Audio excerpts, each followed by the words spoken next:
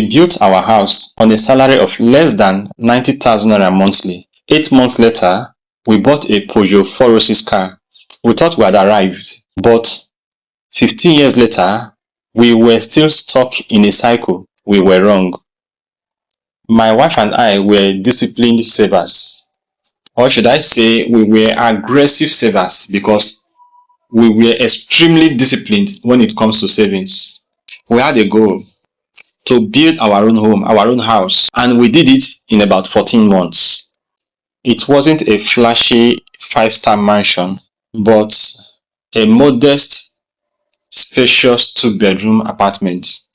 8 months after moving in, we bought our first car, a good, fairly used Peugeot 406 car, the same car I'm driving today. When people looked at us, they thought we have arrived, we've made it. Some even say we don't have problem anymore. And honestly, we thought we had arrived too. We thought the hard part was over, and we wanted people to see that we were okay, that we were doing great. So we stopped planning, and that is where the problem started. Here's what was actually happening. As a Nigerian, you know the story now, the NEPA story. Where we live, it is rare to see power supply from 5 p.m. till midnight. And that is when people usually return from work and rewind for the day. So every evening, we dey run our generator, dey burn fuel. Yes, almost every day. We regularly subscribe to our favorite channels on GOTV. Then later, we upgraded to DSTV. We had to relax and enjoy what we don build. After all, it was just my wife and I, no kids yet. That was when we entered into the save and spend cycle. We would save money for some months or even a year and then spend it on something. I remember when I saved some money for months and decided to change our furniture. The cushions in our living room were still okay, but I felt after 4 years I should change the look of our living room. So I spent the savings on a new set of furniture, and the old ones, they are still good and they are in our bedrooms. Remember, I said we were aggressive savers, so we saved again. Then we spent the money on a second car, a Mazda MPV. Nothing was wrong with the first car. I just feel we should have a change of car.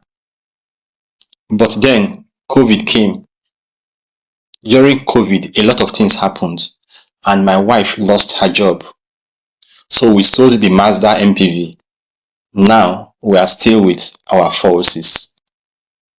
So that was a pattern. Save, spend, save again, and spend again. Then save again and still spend it again.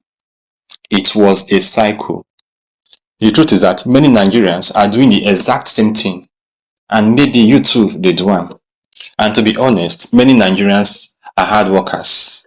We dey hustle, and many are disciplined savers too. And that is why we do daily contributions, monthly contributions, Osusu, in fact, different forms of savings. In short, Nigerians dey save. But what happens after saving for months or even a year? We spend it all. We dey spend everything. People will save for months and spend everything on a pair of shoes, on clothes, or a new phone. Some go do contributions for months and even years and spend everything on their wedding day.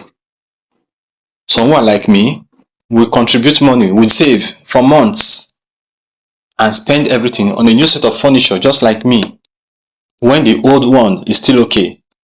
So the point be say, we dey work hard, dey get small money and even save some part of them. But we end up spending everything again to start from scratch. And the cycle be that. And I was in that cycle for over 15 years. So I started asking myself questions. We built a house, we bought a car, and we dey enjoy ourselves. But why are we not financially secure? Why is it that when emergencies arise, I can't just dip my hand into my pocket and offer help? I'm not lazy. I dey work hard, so I get steady income, and I dey even do one or two side hustles. But somehow I was still broke. Not broke like we don't have any money or we couldn't eat. Broke like we were not building wealth. No financial freedom or security. Apart from the house and the car, there was nothing else to show for 15 years of working hard. So I know say something dey wrong somewhere, but I never know am. Then one day I came across a book, The Richest Man in Babylon. This book contained ancient wisdom and principles from thousands of years. And as I was reading the book, everything come dey make sense. I dey see all my mistake inside almost every page wey I dey read. The fuel wey I dey burn dey run gen almost every day for years.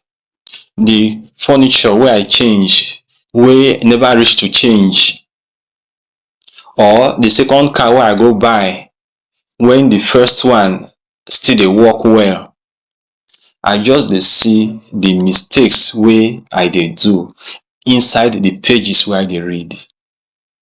One of the most important thing wey I see inside that book na the cycle wey I dey. The save and then spend pattern that is keeping people broke forever. And I learned something that changed the way I see money. There is a principle in that book, one simple principle. And when I start to dey apply am, everything about my finances changed completely. And I was able to break free from that save and spend cycle. So for the past 2 years, we've been growing our savings steadily. We don comot from that save and spend cycle. We don dey build wealth small small, even though it is still early days. And I want to show that principle. But this video is already getting too long, and I really want to explain the principle properly. So I go make another video and I will post it in 3 days. If this story sounds familiar, if you have been saving through Osusu or contribution for years, but you have not been building wealth, if you are tired of the save and then spend cycle, then you need to watch the next video. I'm going to explain the exact principle wey help me break free from that cycle. The principle wey I learned from that book wey be The Richest Man in Babylon. Hit subscribe now and turn on the notification bell, because what I will share in the next video could be the missing link you'll be looking for. My name na Majena, and I will see you in the next one.